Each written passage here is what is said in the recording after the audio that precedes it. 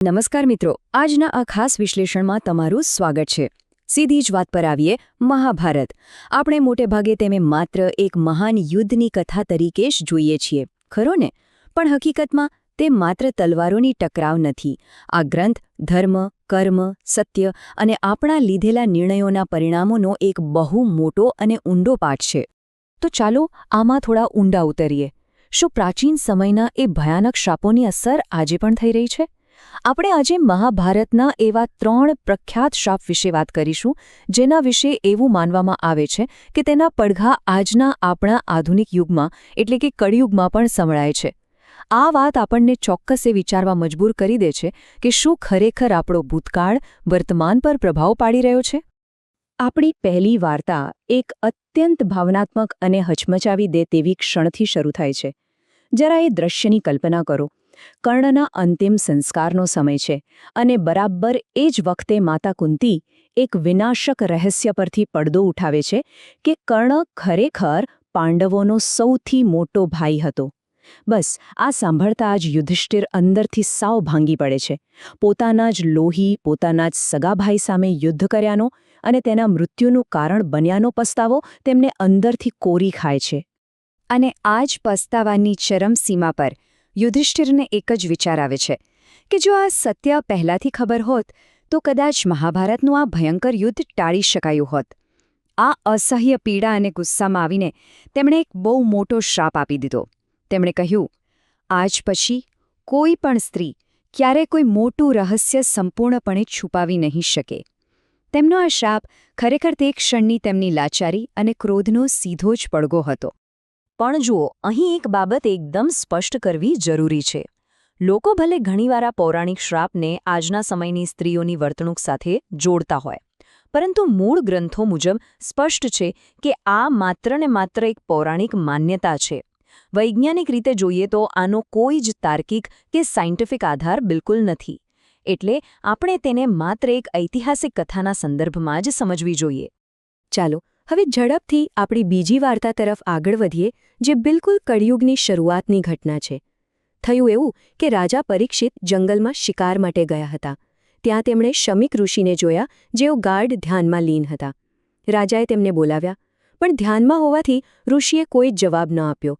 બસ રાજાએ આને પોતાનું ભયંકર અપમાન સમજ્યું અને ક્રોધમાં આવી એક મરેલો સાપ ઋષિના ગળામાં નાખી દીધો. ખરેખર આ એક બહુ જ અહંકારી અને ગંભીર ભૂલ હતી.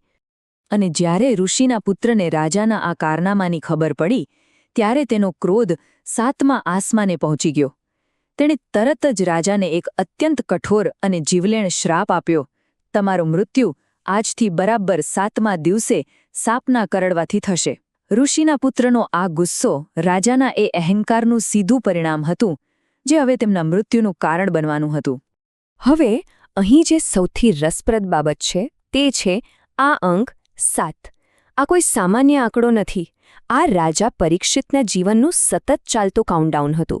એક દિવસ પસાર થતો ગયો અને શ્રાપ મુજબ બરાબર 7મા દિવસે જ તક્ષક નામના નાગે રાજા પરીક્ષિતને ડંખ માર્યો અને અંતે તેમનું કરુણ મૃત્યુ થયું.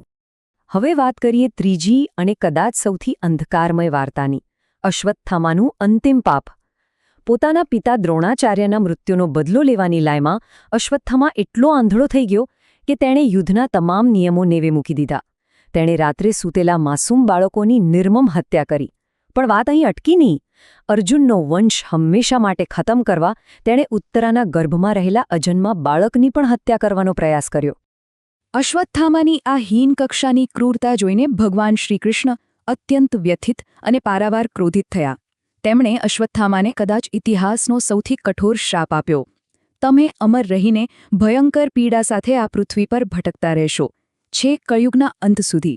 વિચારો, ભગવાન શ્રીકૃષ્ણનો આ શ્રાપ એ વાતની સાબિતી છે કે અમરત્વ પણ જો પીડા સાથે મળે તો તે મૃત્યુ કરતાં 1000 ગણી વધુ ભયાનક સજા બની જાય છે. હવે આજના સમયની વાત કરીએ. તમે ઘણીવાર સાંભળ્યું હશે કે અશ્વત્થામા આજે પણ જીવિત છે અને અલગ અલગ જગ્યાએ ભટકે છે. પણ જો તટસ્થ રીતે અને વાસ્તવિકતાના ચશ્માથી જોઈએ તો આ વાતોને સમર્થન આપતો એક પણ નક્કર ઐતિહાસિક કે વૈજ્ઞાનિક પુરાવો અસ્તિત્વમાં નથી. આ બધી માત્ર લોકવાયકાઓ છે, જે પેઢી દર પેઢી દંતકથાઓના રૂપમાં લોકોમાં ફેલાયેલી છે.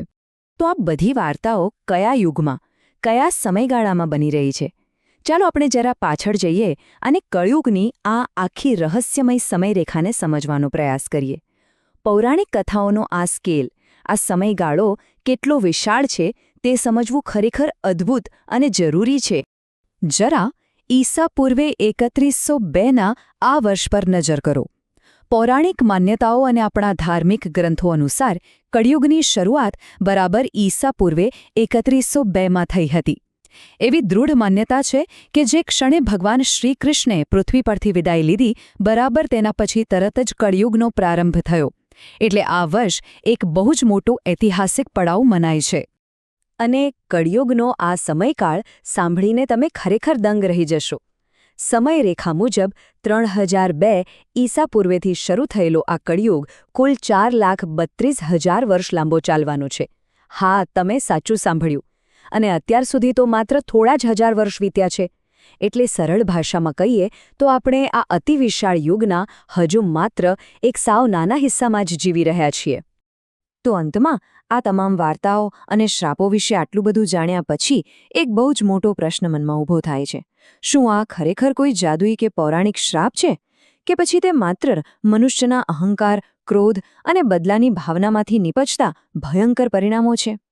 કદાચ આ પ્રાચીન કથાઓ આજના આધુનિક સમયમાં પણ આપણને આપણા પોતાના જ કર્મો અને નિર્ણયોની ચેતવણી આપી રહી છે, ખરું ને?